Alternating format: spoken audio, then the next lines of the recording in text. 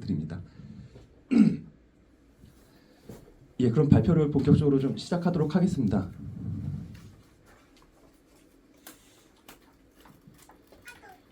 예, 과학기술 사업화 어떻게 할 것인가라는 약간 주제로요. 공공 부분의 기술 사업화 활성화를 중심으로 좀 말씀드릴 수 있도록 하겠습니다.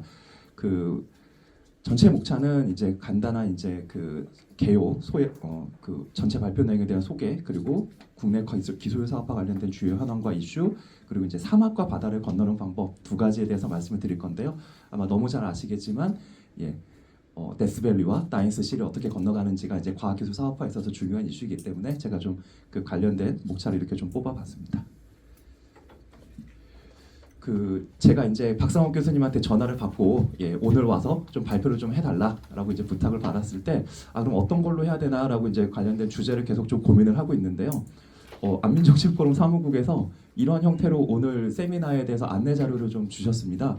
근데 제가 고민하고 있었던 내용하고 너무 부합하는 내용이어서 인트로에다가 제가 오늘 그 세미나 안내 자료를 좀 간략하게 담아봤습니다.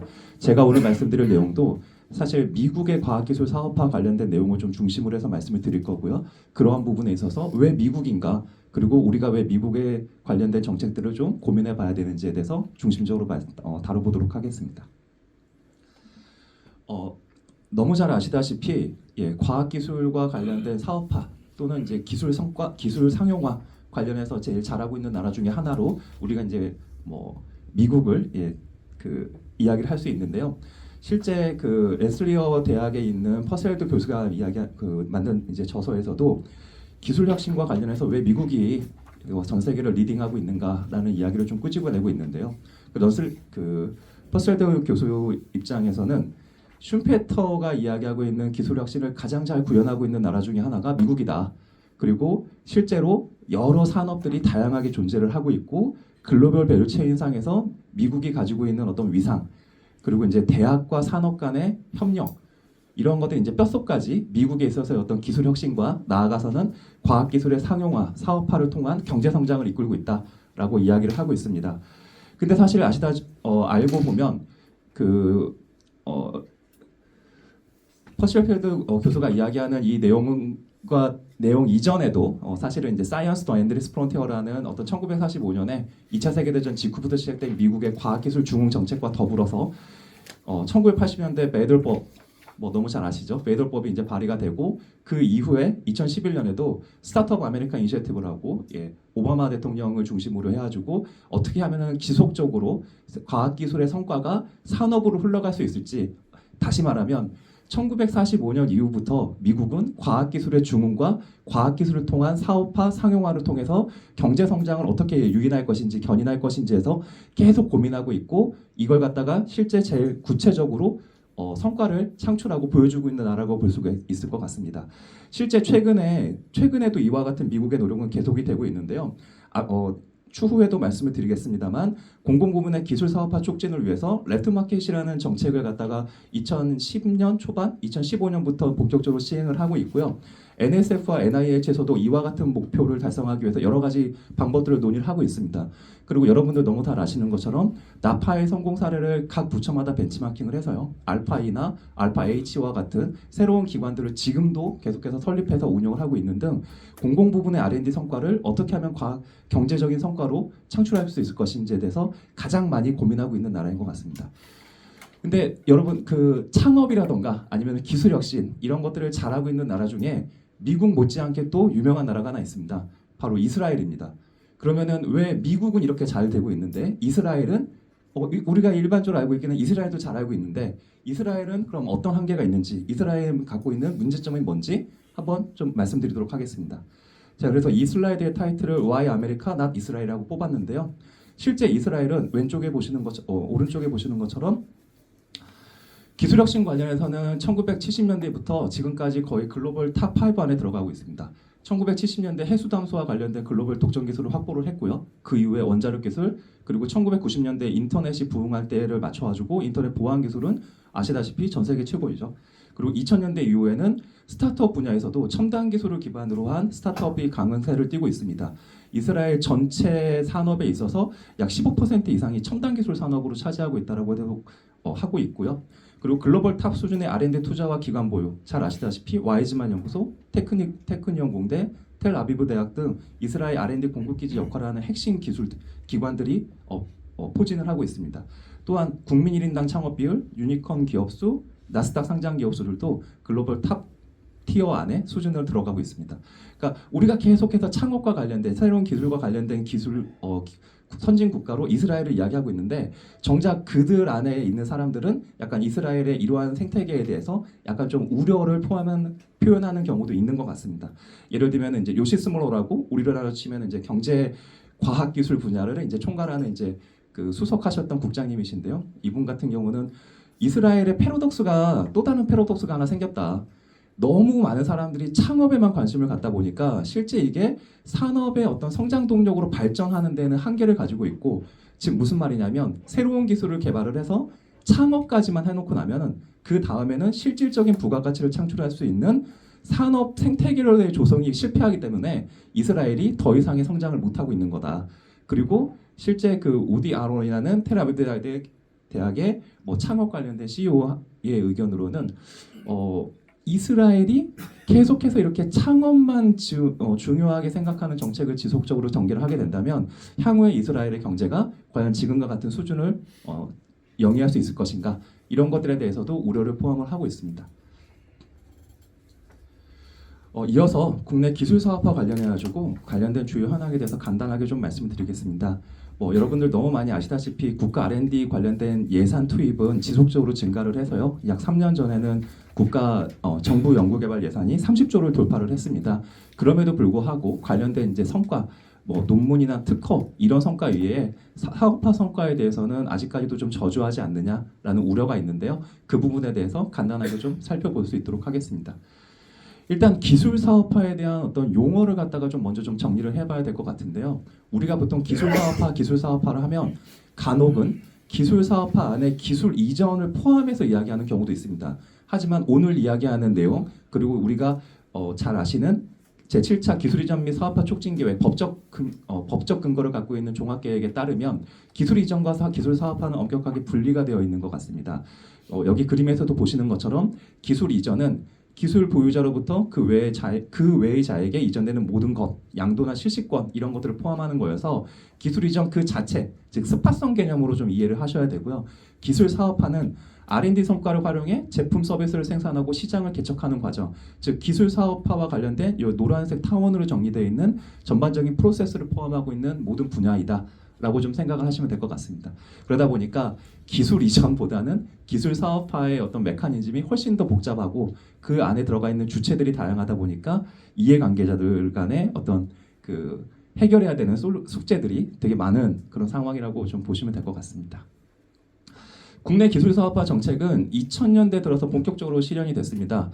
아까 말씀드렸던 미국의 바이돌 액트법에 관련된 내용들이 이제 국내에서 여러 이제 연구자들에 의해서 제기가 되고, 이러한 것들을 이제 본격적으로 진행하기 위해서 2000년에 기술이전 촉진법이 제정이 됐고요. 이후 과학기술기본법 제정과 더불어서 기술의 이전 및 실용화 관련 내용들이 명시가 되기 시작했습니다. 그 이후로 산업부, 과기부를 중심으로 기술 이전, 기술 사업화 관련된 촉진에 대한 정책들이 지속적으로 계속 전개가 되고 있고요. 제가 2019년을 기준으로 한 데이터를 살펴보면 국가연구개발 사업 약 한 30조 내외 정도 되는 예산에서 한 3% 정도가 기술 사업화, 기술 이전 관련된 예산으로 사용이 되고 있다고 합니다. 실제 이러한 정부의 노력의 근거에 뒷받침이 돼서인지는 모르겠습니다만 출연연이나 대학에 있어서 기술 이전 사업화 관련 성과도 최근 크게 확대되고 있는 추세입니다. 먼저 정부 출연연의 어떤 대형 기술 이전 성과들이 지속적으로 나오고 있는데요.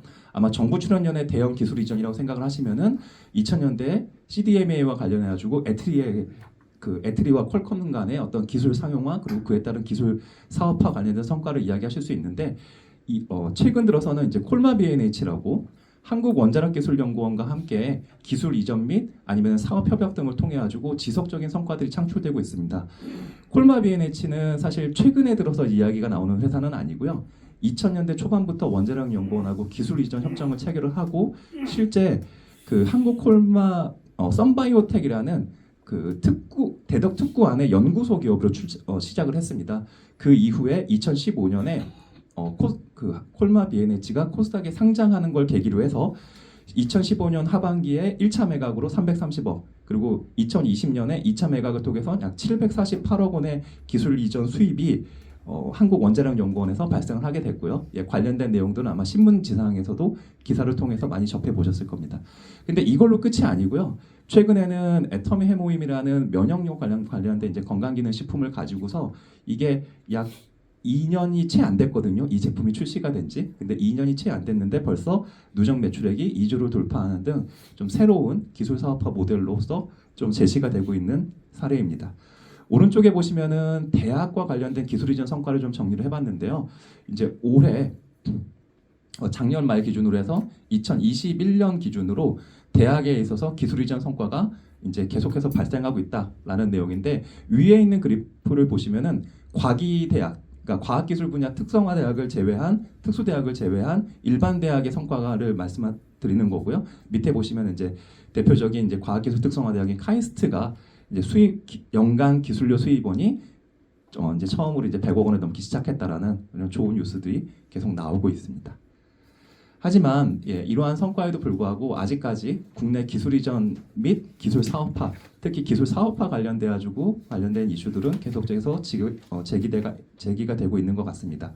오른쪽에 보시는 유사 기술 이전율 현황을 좀 살펴보시면은요, 실제 2015년을 기준으로 우리나라가 미국에 있어서의 기술 이전율을 역전을 했습니다. 무슨 말이냐면 2014년까지는 우리나라가 발명 신고 건수라던가 기술 이전율이 미국 대비 낮았는데요. 2015년을 기준으로 이 파란색 봉이 미국에 관련된 수치보다 훨씬 더 증가되는 걸 볼 수 있습니다. 이게 무슨 말이냐면은 그럼 이게 과연 좋은 지표이냐, 좋은 결과로서 이야기할 수 있는 거냐라고 이제 좀 우리가 고민을 해봐야 되는데요. 사실은 이게 기술 개발이 너무 많이 하다 보니까 상대적으로 기술 이전율 자체가 떨어져 버리는 문제가 좀 발생할 수 있는 겁니다.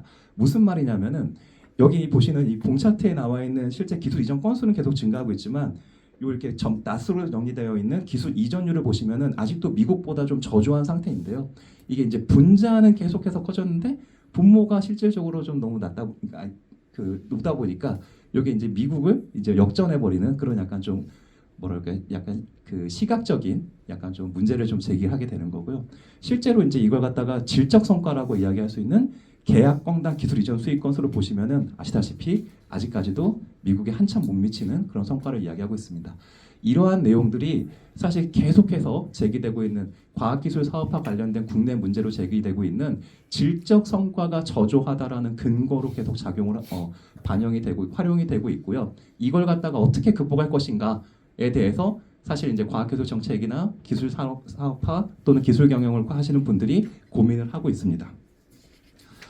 이제 정부 또한 이러한 내용에 대해서 인식은 제대로 하고 있습니다.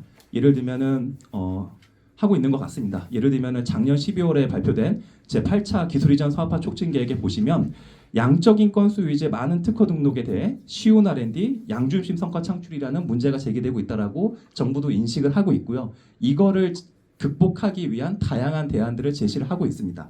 하지만 그 진단과 인식을 공유하는 것과 정확한 진단 그리고 그에 따른 대안을 제시하는 것은 조금 이견이 있을 수 있는 것 같은데요. 제가 말씀드리고자 하는 부분은 이 진단과 관련된 내용입니다.